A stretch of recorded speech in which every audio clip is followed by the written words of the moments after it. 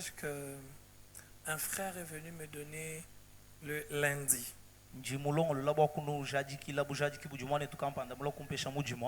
Peut-être qu'il est là. J'ai prévu de vous le donner pour encourager, fortifier la foi de quelqu'un.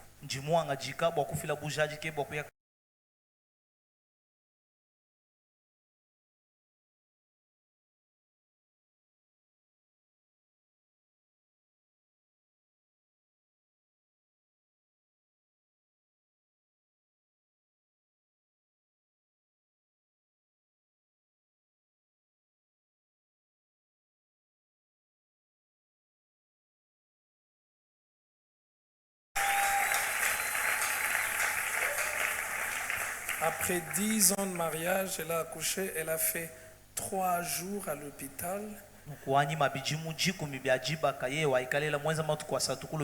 Au 3e jour, le médecin a dit qu'on allait l'opérer parce que le travail n'avançait pas. Alors, au 3e jour, pendant que les médecins étaient en réunion, et qu'on avait déjà tout préparé pour l'opérer, une belle et merveilleuse petite fille est venue au monde. J'aimerais qu'on acclame Jésus. Vous savez, je vais vous dire une chose. Ce que tu célèbres, c'est ce que tu reçois. Vous savez, amen. Ces derniers temps, je vous demande de dire Amen, parce que nous devons avoir cette excitation importante pour recevoir la parole de Dieu, pour avoir les miracles, parce que ce que tu méprises, ce que tu ne valorises pas, tu ne peux pas l'avoir. Ce n'est pas une affaire que de... Bon, je suis quand même à l'église. On peut tous être à l'église, mais on ne recevra pas tous les mêmes choses. Alléluia. Amen. Et puis je vais vous dire quelque chose. Nous ne devons pas avoir cette mentalité de personnes qui ne connaissent pas la parole de Dieu. Vous savez, ceux qui ne connaissent pas la parole de Dieu, quand ils viennent dans un programme, dans un rassemblement, ils ont déjà eux-mêmes défini le moment où Dieu va les toucher. Ils ont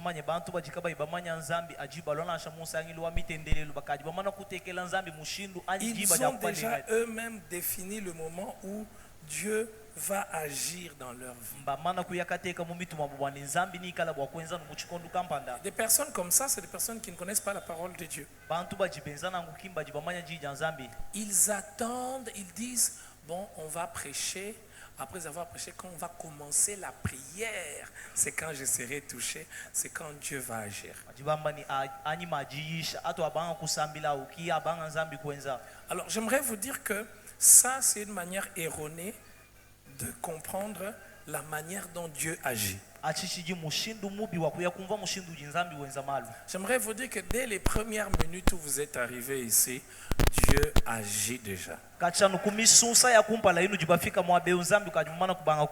Et même maintenant, pendant que je vais partager avec vous la parole du Seigneur, Dieu est en train d'agir. Dieu peut vous guérir à la fin quand on vous impose les mains, mais Dieu peut aussi vous guérir sans imposition de main pendant que la parole est en train d'être touchée. Et Dieu vous guérit, Dieu vous restaure, Dieu donne la réponse à votre question. Alors, enlevez de votre tête qu'il faut seulement attendre à la fin quand on va dire maintenant on fait le service. Non. Même maintenant, là, pendant que la parole de Dieu est touchée, est en train de prêcher, la parole de Dieu produit des effets dans le cœur. La parole de Dieu guérit. Amen. Donc, j'aimerais que tu comprennes que maintenant, là, tu peux être déjà guéri. Maintenant, là, tu peux recevoir la réponse à tes questions. Maintenant, tu peux recevoir l'orientation que tu cherches.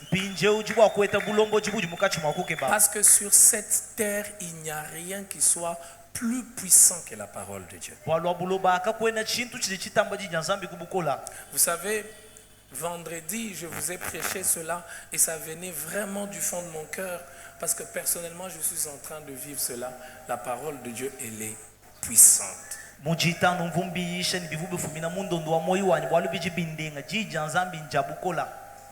Daniel a vu par quoi?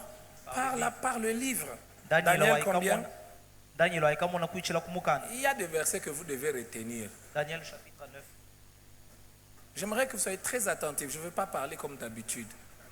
Je ne veux pas... 9. 24. Daniel a vu par quoi? Par le livre. C'est Daniel combien? 9. 24. Frère, tu estimes ou tu dis la vérité? J'aimerais que dans toute cette église, que nous puissions retenir ce verset. J'aimerais vous le lire quand ça sera bien, quand on va peut-être arranger ici. On mettra ça régulièrement aux écrans. J'aimerais que l'équipe des médias, chaque fois qu'on arrive ici pendant cette période et tout le mois de juillet, de juin, comme on sera encore en prière, chaque fois quand on vient, qu'on trouve ce verset affiché. On a dit 9, 24. C'est Daniel combien? 9, le verset 2. J'aimerais que vous puissiez le retenir, le mémoriser. J'aimerais qu'on le lise. Lis, ne me regarde pas. Lis. Daniel 9, 2. Lis dans ta Bible. Il est dit comment? Lis à haute voix. Ne suis pas ton voisin. Lis, on peut lire en désordre. Lis aussi. La première année de son règne, moi Daniel, je vis par le livre qu'il devait s'écouler 70 ans pour le ruine de Jérusalem, d'après le nombre des années dont l'Éternel avait parlé à Jérémie le prophète.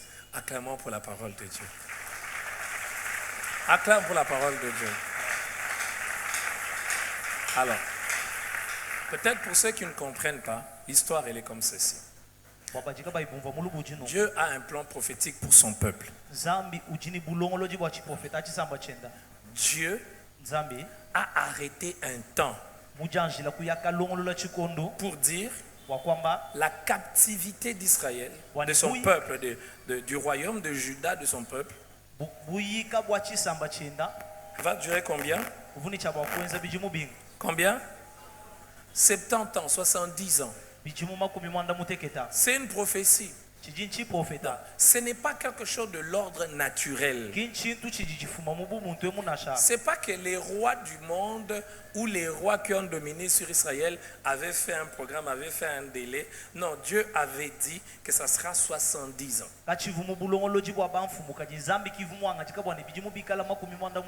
Daniel ne le savait pas. Daniel découvre cela la première année du règne de Darius. Daniel a fait quoi? Daniel a découvert. Et quand il découvre, qu'est-ce qui se passe?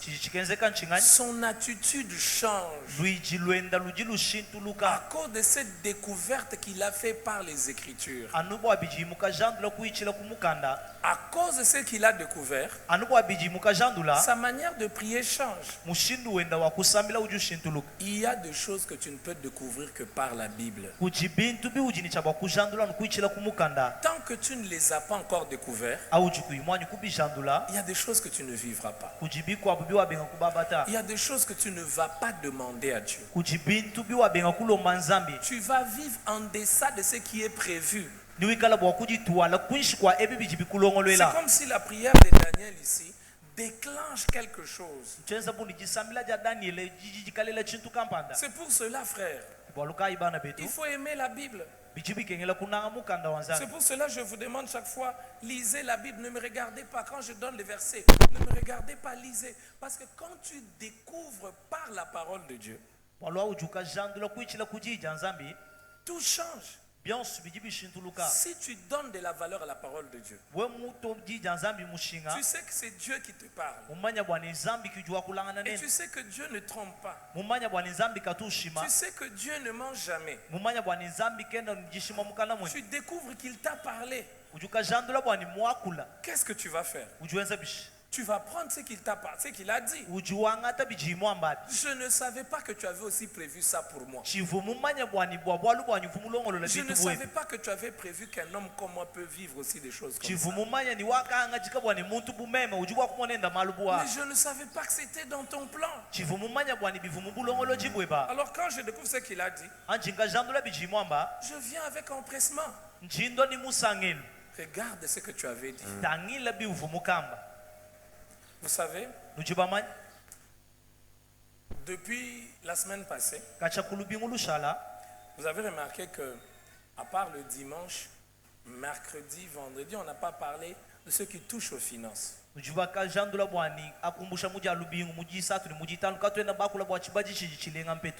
Mais ce matin, depuis hier, j'avais comme un fardeau attaché à ça. Comme un poids. Et je me disais, mais on va finir ces instants, ces moments pour le mois de mai et même juin. Et on va peut-être pas donner une requête, prie pour ton argent, prie pour ceci. Mais pourtant parmi nous, parmi le peuple de Dieu, il y a des personnes qui ont des problèmes des finances, des problèmes d'argent. J'avais vraiment ça à mon cœur. Alors je disais, mais Seigneur, quelle est la solution? C'est alors que ce texte biblique m'est encore revenu à l'esprit. Je vis par les livres qu'il devait s'écouler 70 ans.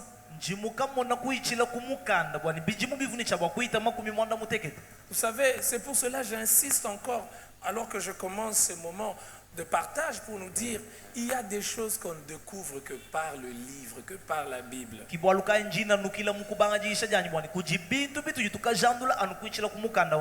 vais vous poser une question.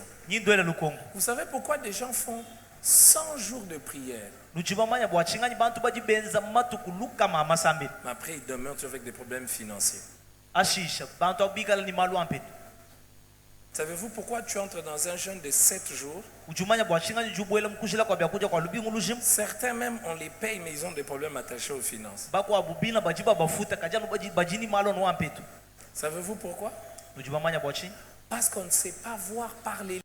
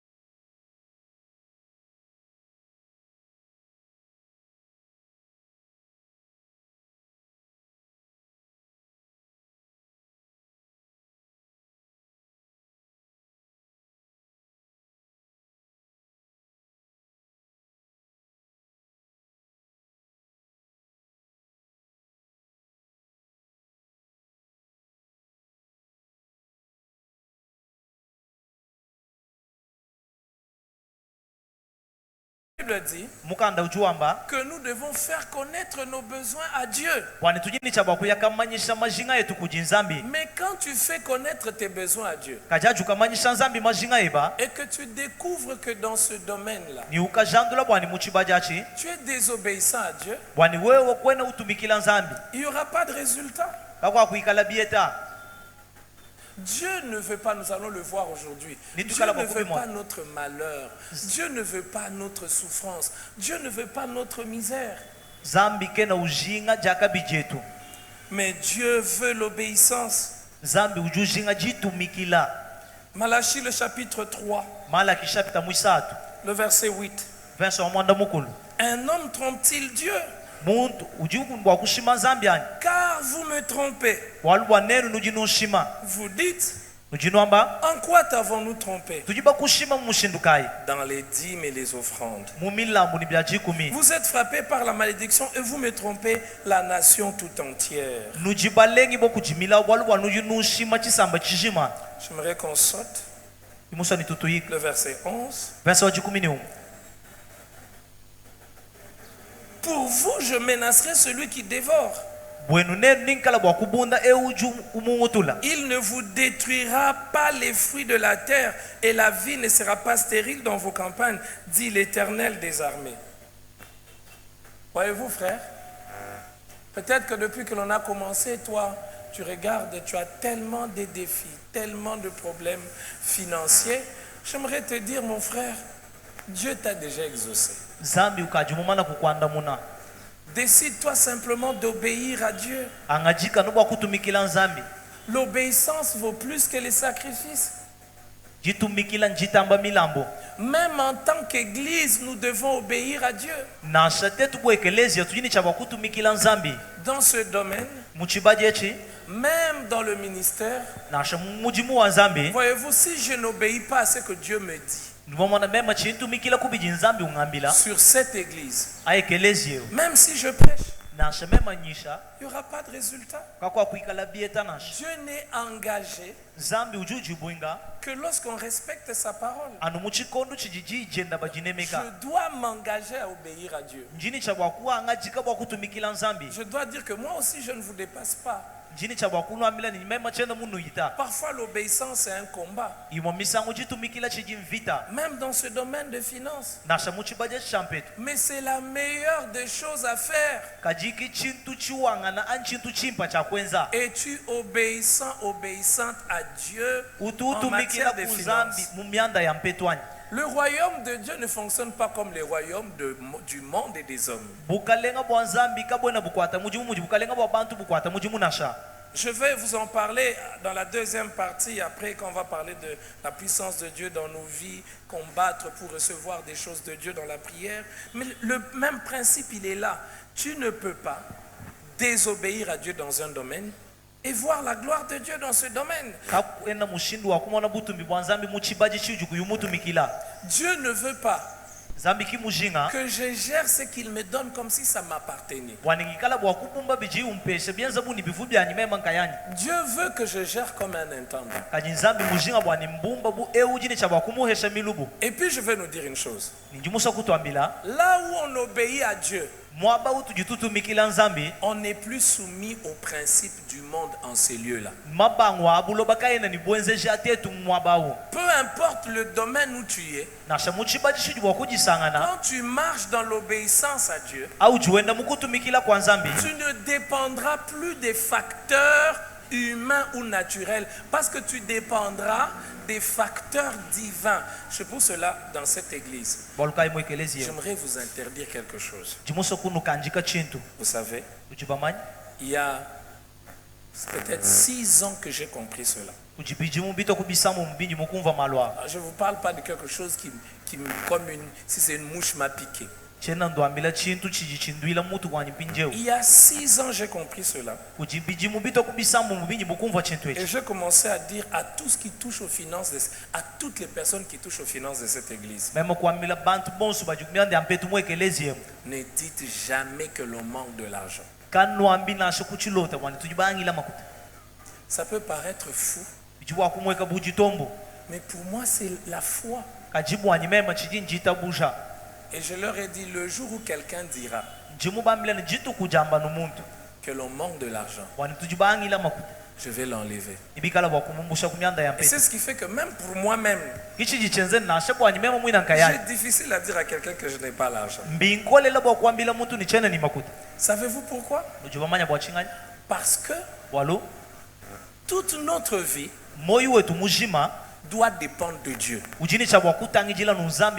Et ce sont les lois et les principes de Dieu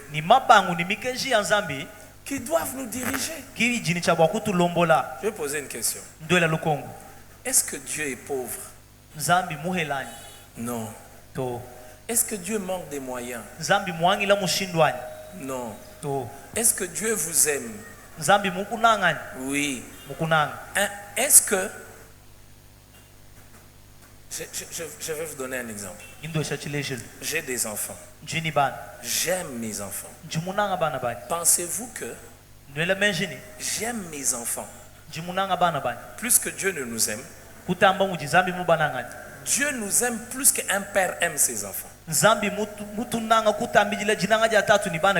veut que ses enfants soient bien. Il y a des choses, même mes enfants, je veux qu'ils soient bien, mais je ne leur donne pas parce que ce n'est pas encore le moment. Mais je veux qu'ils soient bien. Peu importe là où vont se retrouver mes enfants. Leur vie ne dépendra pas de là où ils se retrouvent. Leur vie dépendra de moi qui suis leur père. Je vais nous interdire de dire en Bushma il y a la crise. Au nom de Jésus. Que ces langages sortent de nos bouches. Amen. Donnez-moi un amen. Amen. Vous savez, il a été dit aux espions, aux enfants d'Israël quand ils ont visité la terre promise, il en sera comme vous avez parlé. Non, nous sommes comme des sauterelles. Nous sommes comme des sauterelles. Combien de gens ici ont des langages bizarres? Même par rapport à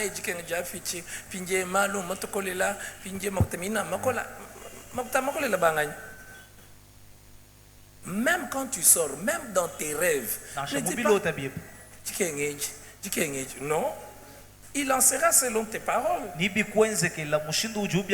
Maintenant, fais quoi? Obéis à Dieu. Il n'y a pas d'autre secret. On peut prier pendant 21 jours. Mes frères, ce n'est pas ça ce qui va faire que tes finances changent. Obéis à Dieu. Ne trompons pas Dieu. Est-ce que nous sommes fidèles dans nos dîmes? Est-ce que tu donnes tes vraies dîmes? Vous savez, hier, le frère de l'intercession est venu me voir. Il est peut-être là. Et ça renforce la conviction. Il m'a dit, pasteur, il y a beaucoup de requêtes que l'on nous donne par rapport à la situation financière des membres. Je vis des crises. Si vous vivez des crises ici, je crois que Dieu vous visite ce soir. Je crois que vos crises s'arrêtent ce soir. Dieu vous enlève d'une vie de crise à une vie de paix et de stabilité. Amen. Amen. À une vie de contentement. Amen. Alors pour cela, obéissez à Dieu. Donnez régulièrement votre dîme. Soyez généreux. Contribuez pour l'avancement du royaume. Précipitez-vous des occasions qui vous sont données pour contribuer pour l'œuvre de Dieu. Faites-le avec empressement. Écoutez, on n'obéit pas à Dieu en fonction de ce que l'on vit. Mais c'est notre obéissance à Dieu qui nous amène à la vie que l'on désire avec Dieu. Il y a des gens qui imposent à Dieu que je veux t'obéir quand tu feras ceci pour moi. Ça ne marche pas. La veuve de Sarepta, en plein crise et sécheresse, elle a donné en plein crise et sécheresse. Quand j'ai lu ce passage, je me suis toujours dit, si c'était moi, j'allais dire, ah Élie, tu es un escroc. Je pouvais dire, même moi, Dieu me demande d'aller chez la veuve. J'ai dit, Seigneur, pas moi. Tu sais qu'elle est une veuve. Tu sais que, ou si j'étais la veuve, j'aurais dit, mais je suis quand même une veuve. Il y a une sécheresse. Une leçon pour nous. L'obéissance à Dieu produit la qualité de vie que nous voulons avoir avec Dieu. Pas l'inverse. N'attends pas que ta vie change pour obéir à Dieu. Commence à obéir à Dieu. Même si ça te fait pleurer, c'est la meilleure des choses. Donne-moi un amen. Amen. Alors, frères et sœurs, j'aimerais pendant 2 minutes que l'on prie pour ça. Si tu as été désobéissant, avant que nous puissions recevoir la pensée qui va bouleverser nos vies ce soir. Si tu as été désobéissant dans ce domaine de finances, J'aimerais que ce soir, que tu prennes l'engagement d'être fidèle à Dieu. La désobéissance brise et détruit. Dimanche, j'ai fait cette prière. J'aimerais que nous puissions faire aussi cette prière maintenant ensemble, alors que nous fermons nos yeux. Il n'y a pas d'être super plus que les autres, d'être... Si tu sais que tu as été désobéissant à Dieu dans tes finances, j'aimerais que tu te lèves et nous allons prier. Tu vas dire, Seigneur, je décide ce soir de t'obéir dans ce domaine. Même si c'est difficile, je veux t'obéir. Combattre dans les prières, c'est se remettre aussi en ordre. Frère, il y a des crises, il y a une sécheresse qui ne va pas s'arrêter. Si tu ne rentres pas en ordre, si tu ne dis pas Seigneur, je vais t'obéir dans ce domaine, es-tu fidèle dans tes dîmes? Si tu n'as pas été fidèle, lève-toi. Vous savez, frère, il dit il envoya sa parole et sa parole les guérit. La parole guérit dans quel sens? La parole guérit lorsqu'elle nous amène à obéir à Dieu. Lorsque tu ne peux pas prier et ce que Dieu t'a dit, tu ne le fais pas. Vous savez, il y a deux fois. Je vous l'ai déjà dit, à un moment ça m'est aussi arrivé tellement j'avais des engagements, oh, je paye pour tel, je contribue pour tel, je fais ceci, mais je prends maintenant cette dîme, je donne, mais je paye pour tel orphelin, je contribue pour le loyer de tel. Non, frère. Je me rappelle pendant une année, je ne veux pas vous donner l'impression que moi je suis plus meilleur que vous. Pendant aussi une année pleine, j'ai eu ça. Et puis il y a une année, j'ai dit, Seigneur, ce n'est pas dans ta volonté. Mon 1/10, je ne le donne pas pour payer le loyer pour quelqu'un. Je ne donne pas, je dois le donner correctement. Et je vous assure, quand vous le faites, la pression financière baisse sur vous. Elle baisse. Elle baisse. Je ne peux pas dire que je vais utiliser ma dîme pour aider un orphelin, non.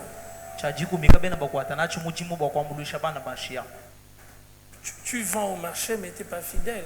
Tu n'as pas de générosité. Alors que nous courbons nos têtes, si vous êtes là, levez vos mains, on va prier. Levez-vous, nous allons prier. C'est devant Dieu que vous le faites. Dites à Dieu ce soir. Est-ce qu'on peut répéter cette prière après moi? Seigneur Jésus. Seigneur Jésus. Tu es le Dieu qui bénit. Tu es le Dieu qui bénit. Tu bénis véritablement. Tu bénis véritablement. Mais tu bénis ceux qui t'obéissent. Mais tu bénis ceux qui t'obéissent. Ce soir, nous prenons l'engagement. Nous prenons l'engagement de t'obéir. De t'obéir. D'être fidèle à toi. D'être fidèle à toi. Ce soir, nous prenons l'engagement. Nous prenons l'engagement de nous soumettre totalement à toi. De nous soumettre totalement à toi. Nous ne voulons pas. Nous ne voulons pas marcher sur le terrain de la désobéissance. Sur le terrain de la désobéissance. Il n'y a pas de bénédiction dans la désobéissance. Il n'y a pas de bénédiction dans la désobéissance. Nous ne voulons pas t'imposer. Nous ne voulons pas t'imposer des conditions. Des conditions. Pour t'obéir. Pour t'obéir. Nous voulons t'obéir. Nous voulons t'obéir. Seigneur. Seigneur. Conformément à ta parole. Conformément à ta parole. Ouvre les écluses des cieux. Ouvre les églises des cieux. Sur cette église. Sur cette église. Que financièrement. Que nous puissions aussi voir ta main. Que nous puissions aussi voir ta main. Que nos activités puissent progresser. Que nos activités puissent progresser. Que nos carrières puissent progresser. Que nos carrières puissent progresser. Que nos petits commerces puissent devenir des grands commerces. Que nos petits commerces puissent devenir des grands commerces. Que nos finances ne dépendent pas de l'économie de Mbujimaï. Que nos finances ne dépendent jamais de l'économie de Mbujimaï. Et que nous ayons des témoignages. Et que nous ayons des témoignages. Au nom de Jésus. Au nom de Jésus. Reprenons nos places. Amen. Amen. Acclamons Jésus. Alors, vous savez, j'ai dit que je ne vais pas vous parler comme d'habitude, je vais parler différemment parce que je suis convaincu, j'ai davantage une conviction. La parole de Dieu, elle est puissante, elle est vivante. Alors, prenons le texte de base. J'ai quelques minutes, j'espère que je vais bien les gérer. Colossiens combien? Alors, j'aimerais que vous puissiez lire cela. Colossiens le chapitre 12. Prends ta Bible, regarde. 4, 12. Colossiens 4, le verset 12. Épaphrase qui est de vôtre vous salue, serviteur de Jésus-Christ. Il ne cesse de combattre pour vous dans ses prières. Il ne cesse de faire quoi? Bon, maintenant, je vais vous dire une chose. Celui qui n'est pas fort, est-ce qu'il peut combattre? Celui qui n'a pas de force, il ne peut pas combattre. Il sera vaincu.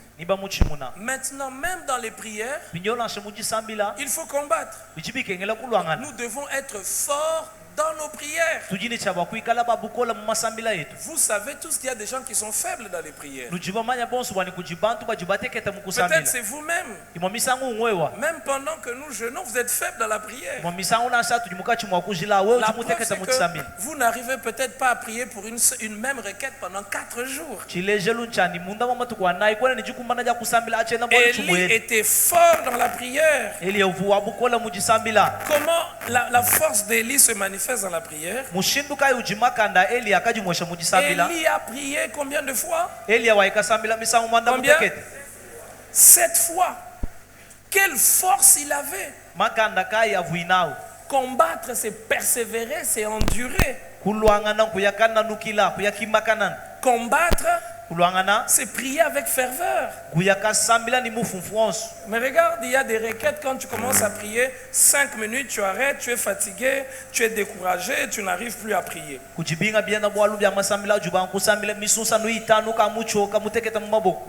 que tu es faible dans la prière. Et il y a beaucoup de gens qui sont faibles, qui n'ont pas la force spirituelle qu'il faut pour combattre dans la prière, résister dans la prière, tenir ferme dans la prière. La force dans la prière pour combattre n'arrive pas par hasard. Elle n'arrive pas par accident. La force arrive lorsque on sait puiser là où il y a la force. Et ce soir, j'aimerais vous enseigner où puiser la force pour combattre dans la prière. Il y a beaucoup de gens qui prennent des décisions de prier, qui prennent des décisions de résister, mais ils ne peuvent pas résister. Il a un problème, il a une difficulté, il a un défi. Et quand il se met à prier, il va seulement prier 5 minutes, je n'ai plus rien à dire. Tandis que Élie, quand il prie, vous voyez Élie tenir pendant 7 fois. Il prie, il dit à Dieu, il faut qu'il y ait la pluie, il faut qu'il y ait la pluie. Nous voyons même Paul avoir la force dans la prière. Il prie, il dit à Dieu, éloigne de moi cette écharpe. Il demande plusieurs fois. Nous devons savoir qu'il y a des sources de force.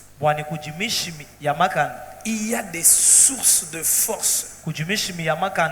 Vous n'avez pas la force dans la prière parce que vous êtes sur une montagne. Il y a des gens qui sont sur une montagne et qui dorment. Vous n'avez point de force dans la prière parce que vous êtes dans une église. Non. C'est quand la première source de la force dans la prière, c'est la parole de Dieu. C'est pour cela, au début, je vous ai encore fait lire. Daniel vit dans les livres. Au nom de Jésus.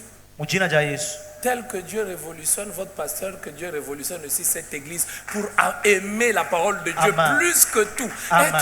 Être un amoureux. J'ai l'impression que j'aime la parole de Dieu plus que je l'aimais avant. Quand je la lis, elle me fait énormément du bien. J'ai dit même au Seigneur, mais pourquoi je n'aimais pas ta parole? Je croyais aimer la parole de Dieu, mais je l'aime encore. Regardez. Quand vous voyez Élie prier, vous ne comprenez pas d'où vient sa force et pourquoi il réclame comme ça. Lisez 1 Roi 18. J'aimerais que vous soyez très attentifs parce que quand on va prier, des miracles vont se mettre en place ce soir. Amen. Donne-moi un amen de foi. Amen. Amen. 1 Roi 18. Élie a dit qu'il n'allait pas avoir de pluie. Pendant 3 ans et demi, il n'y a pas eu de pluie. Un roi 18. Dieu parle à Élie. Écoutez ce que la Bible dit. Bien des jours s'écoulèrent. Et la parole de l'Éternel fut ainsi adressée à Élie. La parole de qui? C'est la parole de qui? Dis à ton voisin la parole de l'Éternel. Dans la 3e année, qui lui parle? Dieu. Va. Présente-toi devant Akab. Et je ferai tomber la pluie sur la face du sol. Qui a dit? Qui va faire tomber la pluie?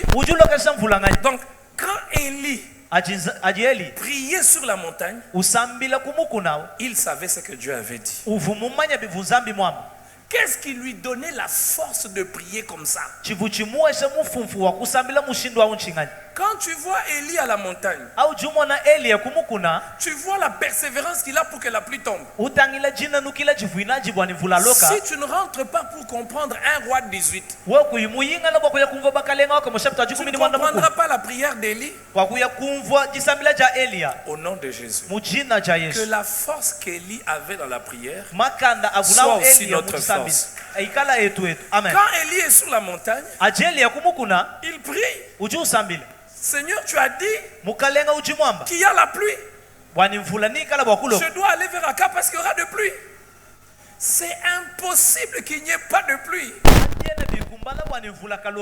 Il faut qu'il y ait la pluie. Parce que tu as dit. Et Élie engage un combat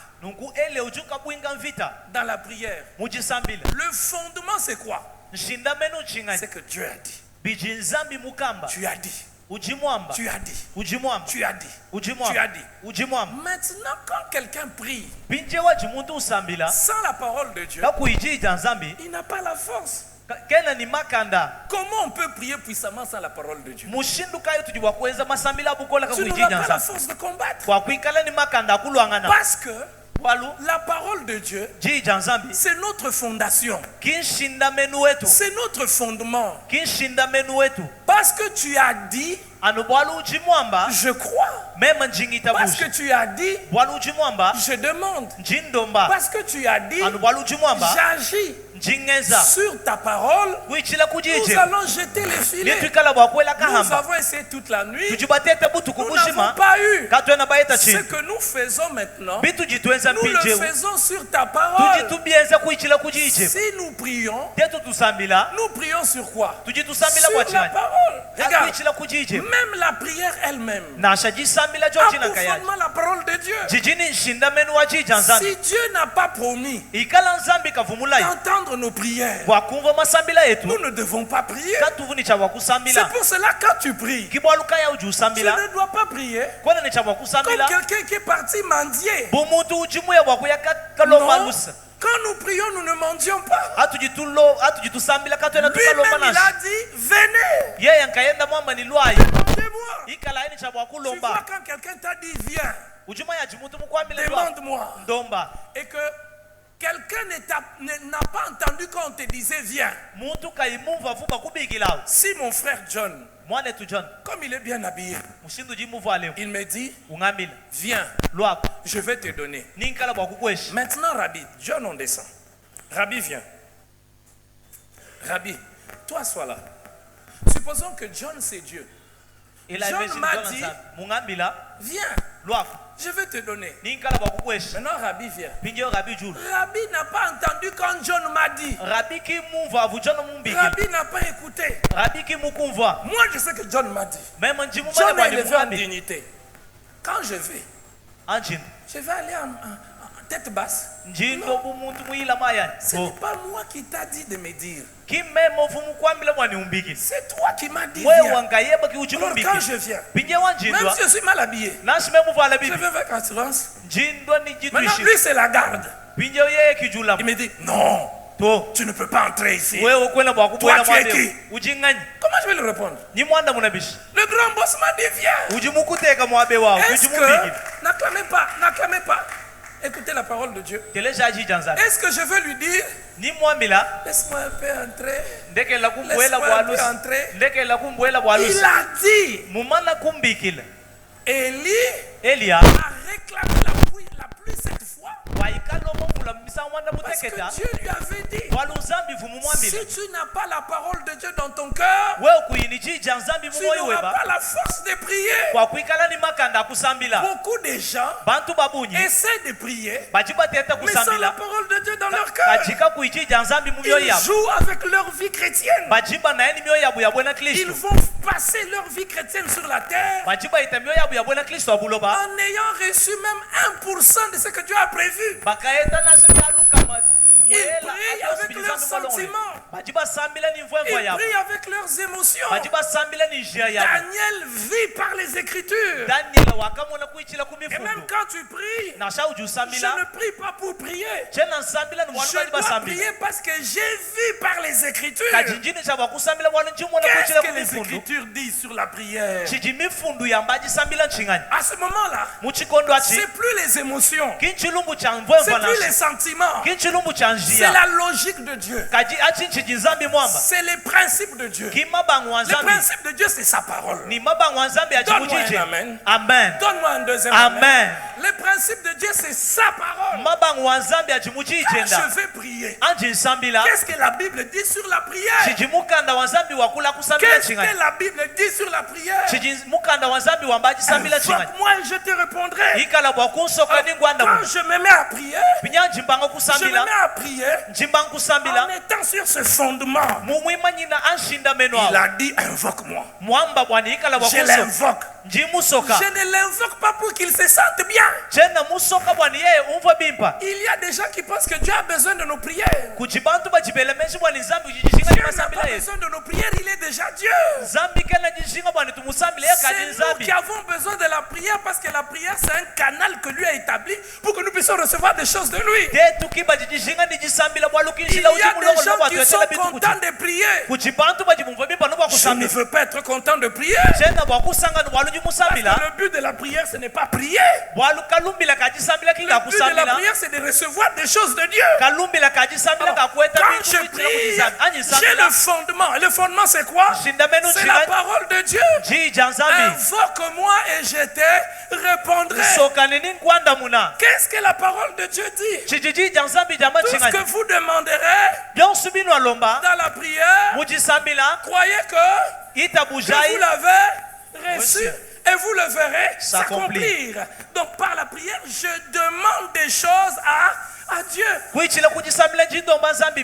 Quand j'ai cette parole dans mon cœur, quand je prie, j'ai la force.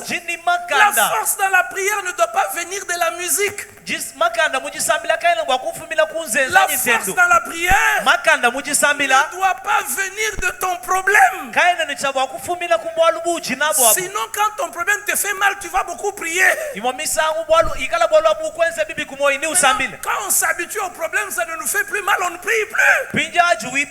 Notre force vient dans la prière par la parole de Dieu.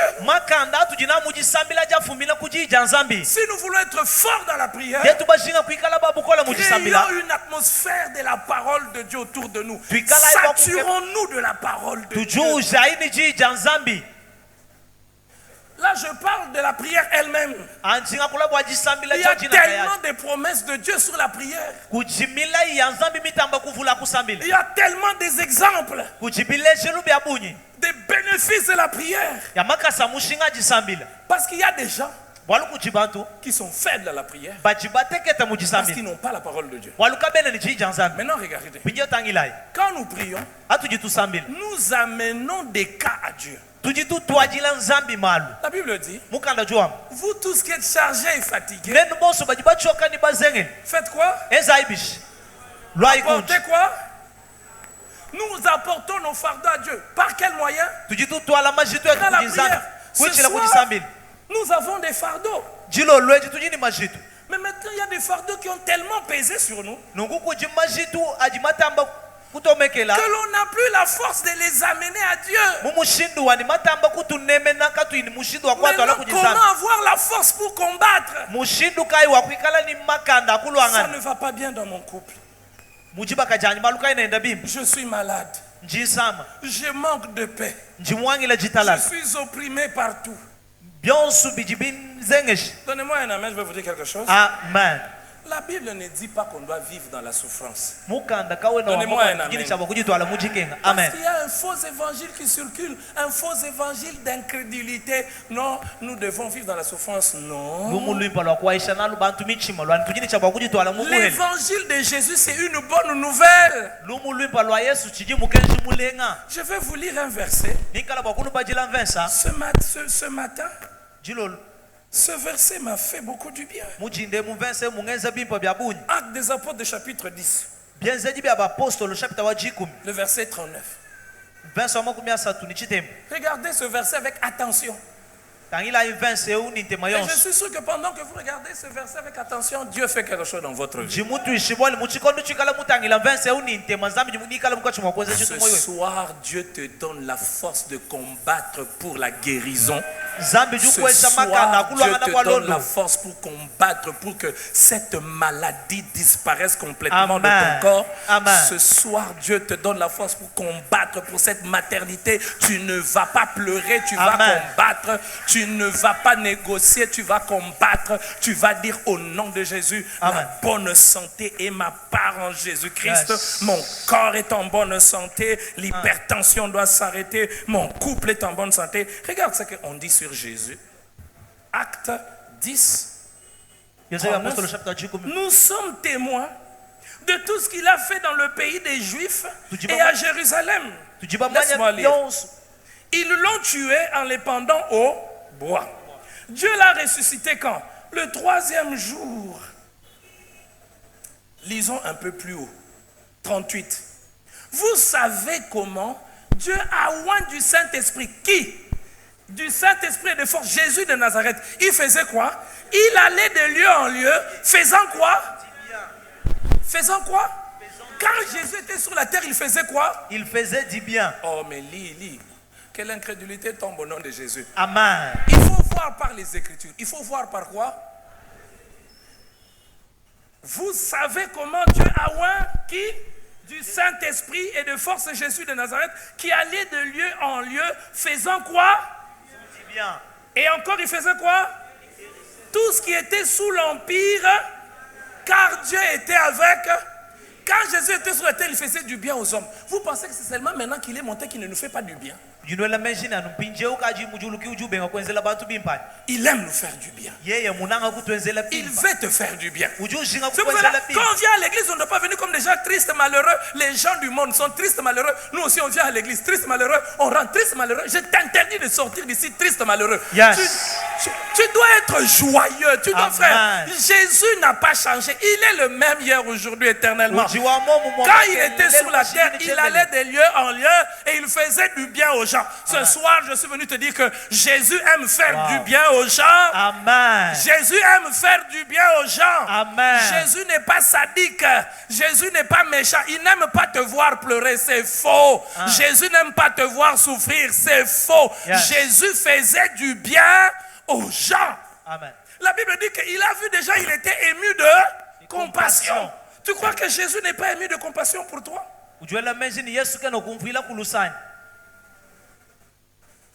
Maintenant, quand tu pries, tu reçois la force où? Dans les Écritures.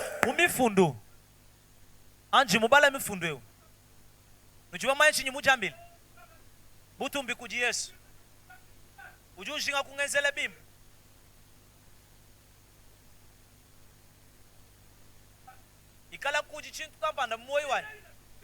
Ikala kuji luiji mu moyo wani. Luiji lumwansa wakungenzele bim. Ikala wakulumbulwila. Ni ikala wakulekela. Katwena bumbu kabukalenga bwa mijima. Pour revivre comme ceux qui sont dans les ténèbres. Wakuyaka jitwala bubantu baji mu mijima. Oui, où tu puises la force. Quand tu demandes quelque chose à Dieu, tu as la force dans les Écritures.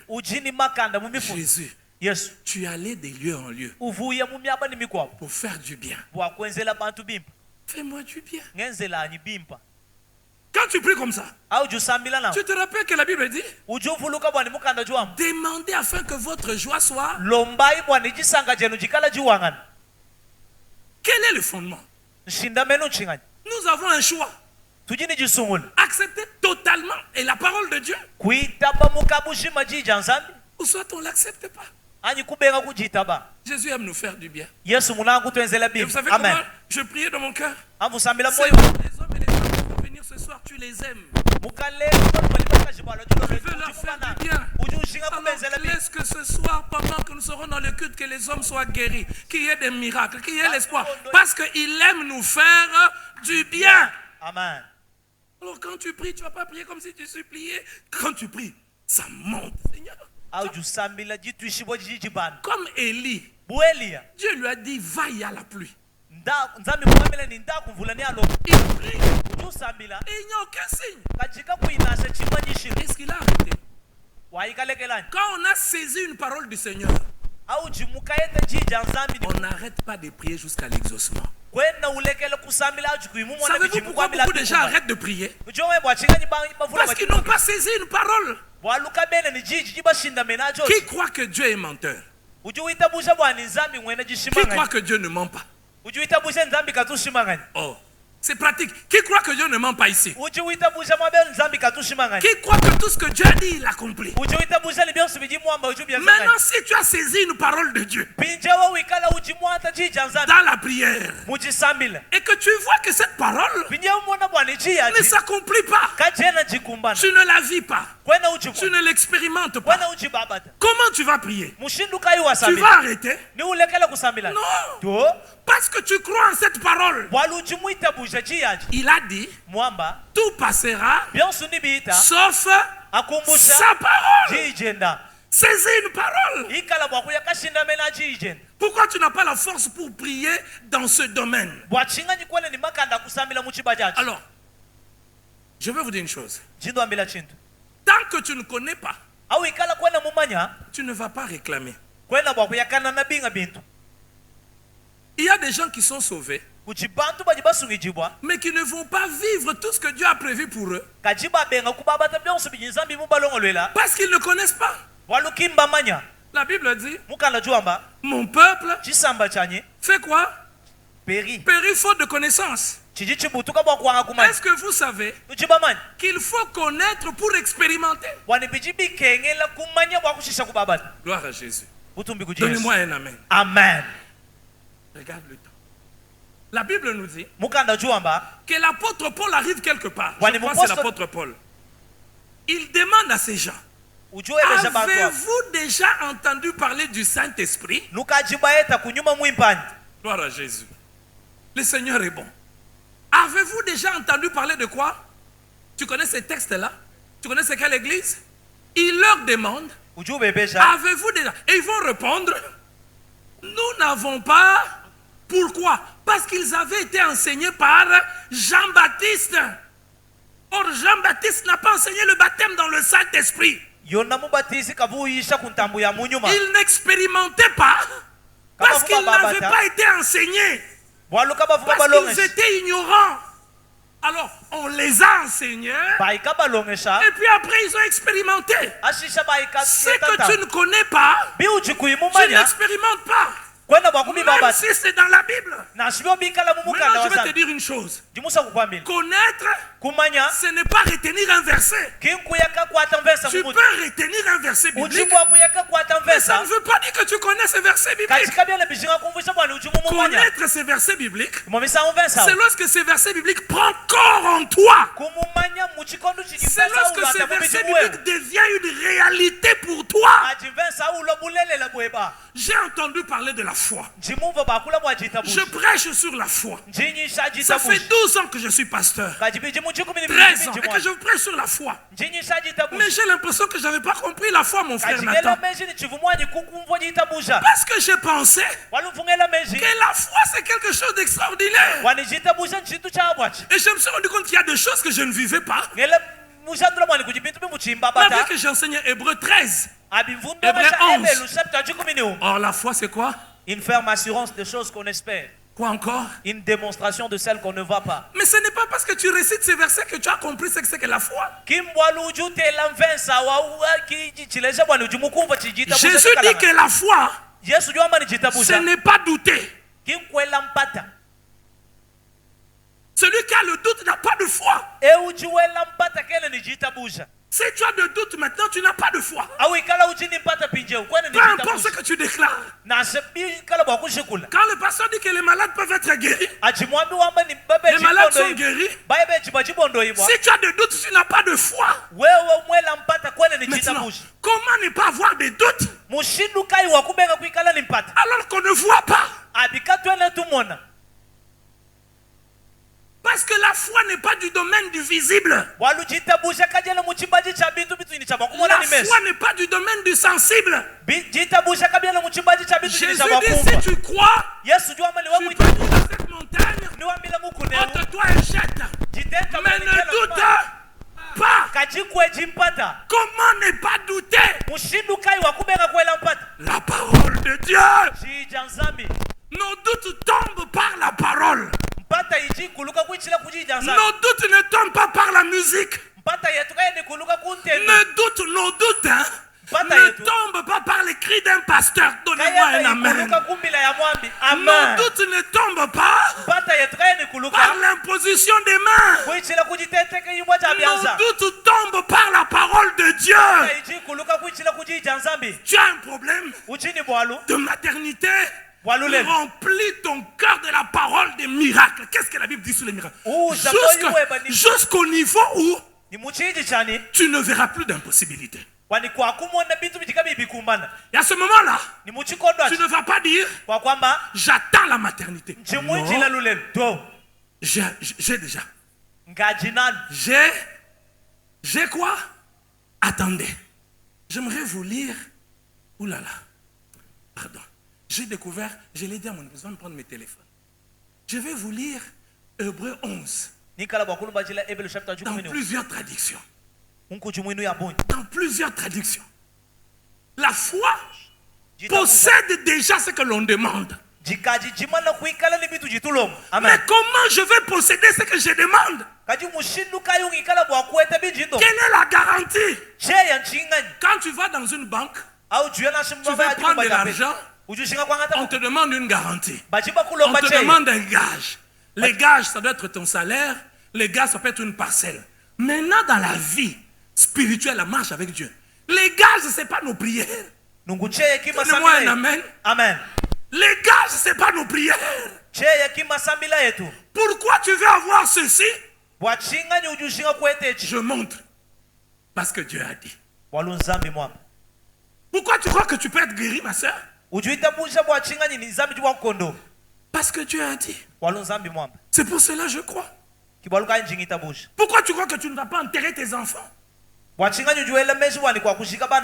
Je l'ai dit, je n'enterrai aucun de mes enfants. Amen. Même pas un embryon. Amen. Des fois, moi-même, je m'étonne. D'où me vient cette assurance? Mais la parole de Dieu. Quoi? La parole de Dieu. Quel est le gage quand les démons t'attaquent? Tu lui dis pars. Il te pose la question. Sur quelle base toi tu peux me chasser? Tu réponds quoi? Non, j'ai crié. Ce soir vous êtes bénis. Sur quelle base? Parce que tu as crié? Non. Non. Ça ne vient pas parce que tu as crié. J'ai dit au démon pars. Tu dois partir, tu ne peux pas rester. Tu dois partir parce que Dieu a dit, ils imposeront les mains aux malades, ils chasseront les démons. Ce n'est pas une affaire de la voix, c'est une affaire de gage. Les gages, c'est la parole de Dieu.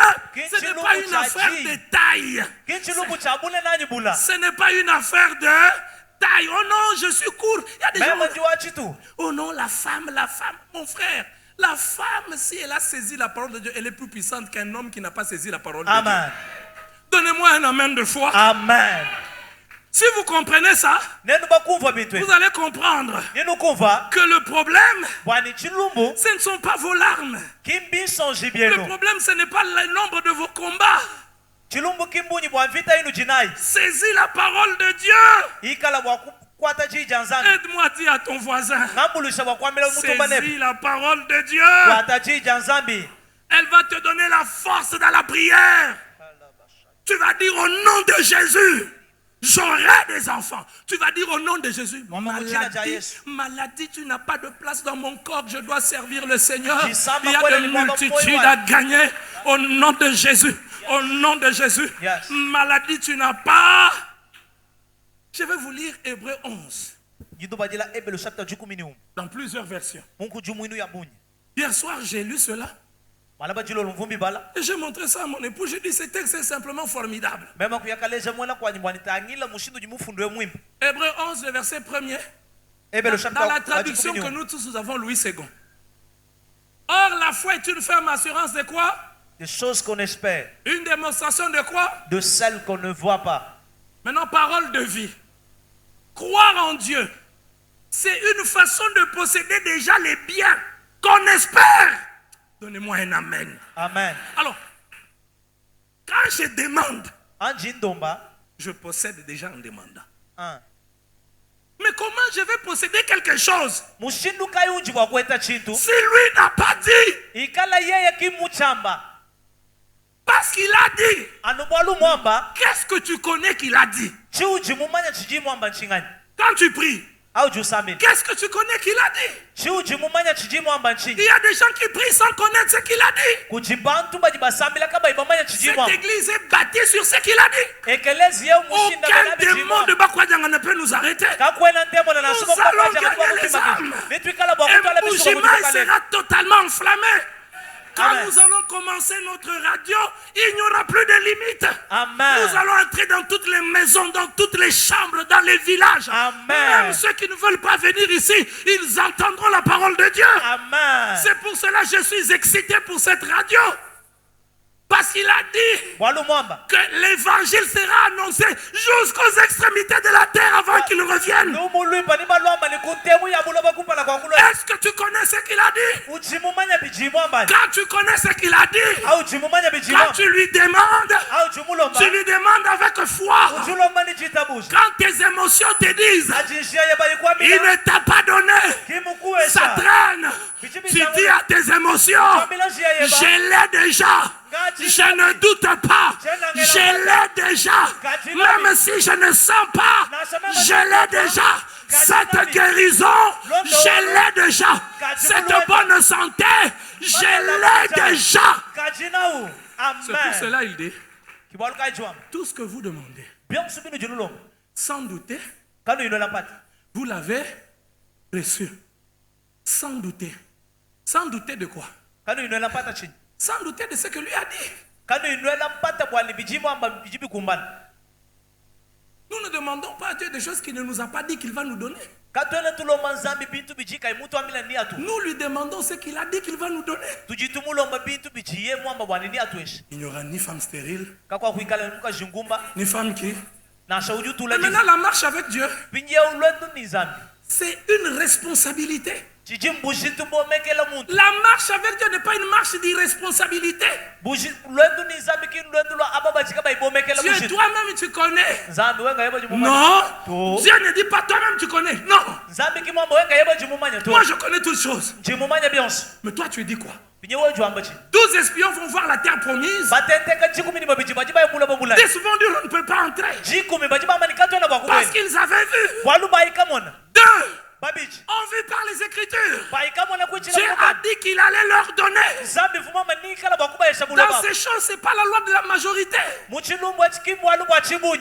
n'est pas la loi de la majorité. Dis-moi que je ne peux pas être guéri. Peu m'importe. La majorité dans les principes de Dieu, ce n'est pas le nombre. La majorité dans les principes de Dieu, c'est la vérité. C'est pour ça que quand tu cries, je suis guéri, 20 vont te dire, c'est fou, tu n'es pas guéri. Regarde, tu n'es pas guéri. Mais toi, tu vas crier. Il a dit que par ses meurtrissures, je suis guéri. Il a dit que par ses meurtrissures, je suis guéri. Quelle parole du Seigneur tu as? C'est comme ça. Quand tu as une parole, tu vis ce que Hébreu dit ici. Croire en Dieu, c'est une façon de posséder déjà les biens. On ne dit même pas ce qu'on demande. On dit qu'on fait quoi? On possède. Comment on vient pour demander? Mais on possède déjà. Parce que par les Écritures, on découvre ce qu'on demande. Il a déjà fait. Ce que tu demandes là, il a déjà fait. Le plan de Dieu sur ta vie. Tu penses que ça a commencé le jour où tu es né? Donne-moi un amen. Amen. Le plan de Dieu n'a pas commencé le jour où tu as commencé à prier. Avant que tu pries, Dieu avait déjà le plan. Mais il faut que tu sois activé par la parole. Je ne sais pas qu'est-ce qu'il en est de toi, mais quand j'ai découvert ça, j'ai dit, Seigneur, je ne peux pas être pauvre, je ne veux pas être pauvre, parce que l'évangile que je dois prêcher exige de moyens. Je dois aller jusqu'au confond de la terre, Seigneur, je t'en prie. Je ne veux pas être pauvre. Je ne veux pas être pauvre, non. Mais je ne cherche pas l'argent pour me vanter, non. Mais je ne veux pas être pauvre. J'aimerais aller partout, prêcher l'évangile. Qu'est-ce que tu as découvert? Et quand tu as découvert par les Écritures, tu fais quoi? Tu le parles, tu le cries. Il y a la barque, il y a la tempête. Jésus se réveille et il dit aux disciples, pourquoi avez-vous eu peur? Vous avez la parole. Jésus te pose la question à toi. Pourquoi tu as peur? Tu as la parole. Oh non, on a dit c'est le diabète. On a dit c'est le cancer. Même le diabète, il guérit, je t'informe. Même le diabète, il guérit. Comment tu sais qu'il y a des gens, non, ce n'est pas la volonté de Dieu de me guérir? Tu ne lui as même pas demandé. Comment tu sais que ce n'est pas sa volonté? Je t'informe que même le sida, il guérit. Non, je t'informe. Hein, que même le sida, Jésus guérissait tous les malades. Il n'a pas changé. Même maintenant, il guérit tous les malades. Même c'est une maladie psychologique, on t'a jeté un mauvais sort. Quelqu'un a voulu te bouffer à la sorcellerie. Quelqu'un a voulu t'ensorceler. Jésus arrête même l'enchantement et la sorcellerie. Mais il ne faut pas être comme les 10. Les 10, ils avaient la parole. Mais ils ont dit, nous ne pouvons pas entrer. Il y a aussi des gens maintenant qui disent, maintenant ça ne peut pas arriver. Le temps des miracles est passé. Comment tu vas combattre? Comment tu vas combattre? Quand le médecin va dire que tes trompes sont bouchées, il faut que tu passes par l'hydro. Tu as fait 50 hydro. Ça n'a pas changé. Tu vas dire, le médecin a dit quoi? Tu veux opposer ce que le médecin dit, ce que Dieu a dit? Est-ce que Dieu le mégie? Le médecin, il est plus que Dieu? Non. Le scanner, il est plus que Dieu? Non, je te pose la question. Le scanner, il est plus que Dieu? Non. Qu'est-ce que tu dois faire? Cette semaine, remplis ton cœur de la parole de Dieu. Amen. Lis la parole de Dieu. Amen. Arrête de prier sans la parole de Dieu. Arrête. Demain, je vais me tenir. Demain, je vais voir la Bible de tout le monde. Tu viens sans Bible, je te renvoie. Avec l'Esprit Saint. Je parle en langue. Parce que tu vas me faire transpirer pour rien. Maintenant, là, pendant que je parle, ceux qui ont la parole de Dieu dans leur cœur, ils reçoivent déjà leur miracle. Il envoya quoi? Sa parole. Il envoya quoi? Sa parole. Il y a des gens qui attendent. Quand le général est parti chez Élie, c'est Élie ou Élisée? Élisée. Élisée lui a dit, viens, je vais faire pour toi des cérémonies. Non, il lui a dit, obéis, jette-toi où? Dans les Jourdains. Il y a des gens maintenant, ils disent, le pasteur va sortir. Il va me secouer. Les gens vont tomber. La présence de Dieu n'était pas là. Si vous avez cette mentalité, soyez libérés à partir de ce soir au nom de Jésus. Amen. La parole que vous avez reçue, elle est esprit et vie. Amen. Elle donne vie maintenant à vos âmes. Amen. Obéis. Obéis à ce que Dieu t'a dit. Tumikila ku bijinzambi mukwambila. Obéis à ce que Dieu t'a dit. Tumikila bijinzambi mukwambila. Écoutez, je termine par là. Et Injikijila puis mwale. nous sommes partis. J'ai entendu ces témoignages Jimuva bujaji kebo. et mon cœur a été touché. Ni moyo wani vumulengi. Un prédicateur très connu. Muyishi mutamba Il a kumanya. même écrit beaucoup de livres. Mukafunda mikanda ya bunye. Benny Hinn. Benin. À un moment, Uchikondo il est kamba. tombé malade. Ye kukuluka muji sam. Il avait un cœur malade. Moyo wenda vu sam. Il est allé dans un hôpital spécialisé Yeye kuya mulu pitaji luiluka. où on traite les cœurs. Wamba vu bondo wa myoyo. Plusieurs spécialistes étaient là. Ni bamanyi bailuka babunyi ba Il se kumwa ba. sentait mal. Ça faisait 2 mois qu'il était là. Ka vungondo ivu imwa ba. Il a lu un texte des psaumes. Yeye kubala mufundu wa misambo. Ce texte l'a touché. Dieu, il dit, le texte dit, Mufundu juamba. Dieu Nzambi. fait du bien à ceux qui se souviennent des pauvres. Ujuwenzela ababa tubavuluka bahela bimba. Vous savez ce qu'il a fait? Juma mwenza chi. Il a appelé sa secrétaire. Yeye Il a kubikila dit, prends l'argent qu'il y a dans mon compte. kwamba wananga taima kutaji muchibuchilu chani. L'argent, Makuta. envoie dans un orphelinat. Ikala ibo akutuma mwaba ujibala mabana banshi. Dans le compte du ministère, prends l'argent. Envoie à telle personne démunie. Sa secrétaire a fait ça. Ni vubumba petu yenda Le jour kuweza na. suivant, il a découvert par la Bible que Dieu fait du bien à ceux qui se souviennent de pauvres. Et quand le médecin est venu le jour suivant, Muchikondo chijinga buka ulwa mjitu kujijilonda. on réexamine son cœur. Bakenzulula mateta moyo wenda. Aucune trace de la maladie qu'il y avait. Kakuyinansha chilejilu chimo chani moyo vusam. J'aimerais vous dire que cette semaine, Jimusa kulamila ni lubingwelu. soyez sensibles. Ikala ihe imunyuma. Obéissez. Tumikila inzani. Quand tu as prié Au jimusambi. et qu'il n'y a eu aucun résultat, Nika kuibieta. cherche une directive de Dieu, quelque chose que tu dois faire. Amen. Je répète. Et c'est par là que je termine. Quand tu as prié Au jimusambi. et qu'il n'y a aucun résultat, Nika kuikumweka cheta na shachumu. cherche une directive de Dieu de quelque chose que tu dois faire que tu n'as pas encore fait. Keba bulongo chibwanzambi wa chintu chuji ni chabwa kwenza chiju kuimwani kwenza. Dieu t'a déjà exaucé. Zambi kamala kukwanda muna. Mais il y a un acte d'obéissance que tu dois poser. Kaji kujichenze chajitumikila chuji ni chabwa kwenza. J'aimerais finir en posant la question. Jimusa kushikisha mukwele lukongo. Peut-être que Dieu t'a déjà montré à toi ce que tu dois faire. Fais-le. Fais-le. Et que Dieu te donne la victoire. Amen. Fais-le. Et que la paix entre dans ta maison. Amen. Fais-le. Et que tu n'avortes plus. Je crois que le cycle des avortements dans un couple peut s'arrêter maintenant. Amen. Amen. Fais-le. Et tu n'auras pas 50, 40 fiancés. Tu auras un seul fiancé. Il va t'épouser. Amen. Il n'y aura pas cette histoire de vous commencer, puis vous recommencez, vous commencez. Je ne crois pas que c'est la volonté de Dieu pour ses enfants. Amen. Non. Hein. L'intimité de Dieu est pour ceux qui les craignent. Yes. Dieu révèle des secrets à ceux qui les craignent. Hein. Je ne veux pas tâtonner dans la vie. Je ne veux pas les 5, 6 filles, 4 garçons. Non. Je crois que ça peut s'arrêter ce soir.